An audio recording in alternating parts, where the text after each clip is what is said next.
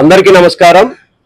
ఈరోజు తెలంగాణ కాంగ్రెస్ ప్రభుత్వం మన ముఖ్యమంత్రి రేవంత్ రెడ్డి గారు ఈరోజు రాష్ట్ర క్యాబినెట్ లో బీసీలకి 42% రిజర్వేషన్ తెలపడాన్ని హర్షిస్తూ ఈరోజు గురుగుంపాడు మండల సారపాక ప్రధాన సెంటర్ లో మన బీసీ సంఘం భద్రాద్రి కొత్తగూడెం జిల్లా అధ్యక్షులు మాంకాళి రామారావు గారి అధ్యక్షతన ఈరోజు సమావేశం ఏర్పాటు చేయడం జరిగింది।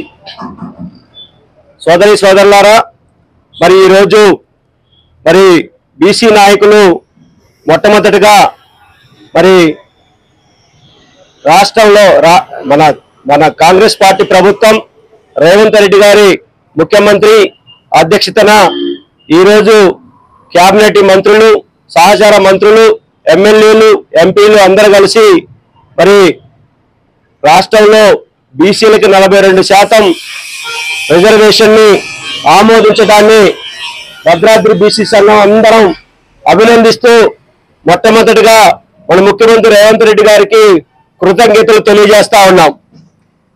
మరి మీ అందరికీ తెలుసు, ఎన్నో ఉద్యమాలు మన బీసీ సంఘం జాతీయ అధ్యక్షులు ఆర్ కృష్ణయ్య గారు గత 40 సంవత్సరాల నుండి బీసీల కోసం, బీసీల సంక్షేమం కోసం, బీసీల అభివృద్ధి కోసం ఎన్నో ఉద్యమాలు పోరాటాలు చేసి లాఠీల తూటాలకు ఎదురెళ్ళి మరి జైళ్లలో కూడా కేసులలోకి వెళ్ళి మరి బీసీలకి ఇప్పటి వరకు కూడా పోరాటాలు చేస్తూ బీసీలను చైతన్యవంతపరుస్తూ ఒక బీసీలకి ఒక దారి చూపించినటువంటి మహానేత మరి ఆర్ కృష్ణయ్య గారు వారి సారథ్యంలో మరి ఈ రోజు మరి రాష్ట్ర కేబినెట్ 42% రిజర్వేషన్ ఆమోదింపజేయటం అనేది చాలా సంతోషకరమైన విషయమని, మరి చాలా అభినందనీయమైన విషయమని మీ అందరికీ తెలియజేస్తా ఉన్నాం। ఎందుకంటే గత 60 సంవత్సరాల నుండి మన తెలంగాణ రాష్ట్రంలో కానీ ఉమ్మడి రాష్ట్రంలో కానీ బీసీ కులగణన ఎక్కడా జరిగిన దాఖలు లేవు।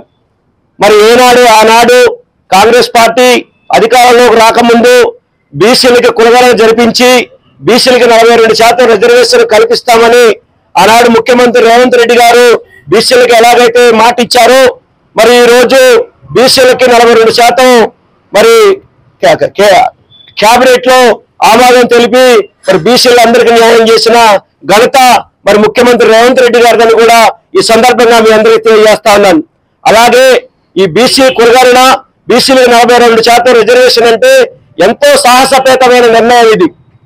ఎందుకంటే మరి ఒక తెలంగాణ రాష్ట్రంలోనే మరి స్థానిక సంస్థల ఎన్నికల్లో మరి 42% రిజర్వేషన్ ఇస్తాము, రిజర్వేషన్ ఇచ్చిన తర్వాతనే స్థానిక సంస్థల ఎన్నికలకు వెళ్తామని ఈ రోజు మరి మంత్రులు, ముఖ్యమంత్రి వర్యులు మరి కేబినెట్ లో ఆమోదం చేయటం చాలా అభినందనీయ విషయం, హర్షించదగ్గ విషయం అని కూడా మరొకసారి తెలియజేస్తూ మరి ఇంత మంచి అవకాశం బీసీలకు ఇచ్చినందుకు ప్రతి ఒక్కరికి రానున్న స్థానిక సంస్థల ఎన్నికల్లో సర్పంచ్ కానీ, జడ్పీటీసీ కానీ, ఎంపీటీసీలు కానీ వివిధ హోదాల్లో బీసీలందరికీ గుర్తింపు లభిస్తుందని ఆశిస్తూ మా బీసీల తరఫున మరి గురుగుంపాడు మండలి తరఫున భద్రాద్రి కొత్తగూడెం జిల్లా తరఫున మరి గౌరవనీయులు మరి తెలంగాణ రాష్ట్ర అభివృద్ధి ప్రదాత ఈ డేరింగ్ డాషింగ్ డైనమిక్ లీడర్ అయినటువంటి మన ముఖ్యమంత్రి వర్యులు మరి రేవంత్ రెడ్డి గారికి నా శిరస్సు నుంచి పాదాభివందనం చేస్తూ వారికి అభినందిస్తూ వారి కృతజ్ఞతలు తెలియజేస్తూ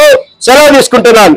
జై బీసీ, జై బీసీ, బీసీ ఐక్యత, బీసీ ఐక్యత, బీసీ ఐక్యత।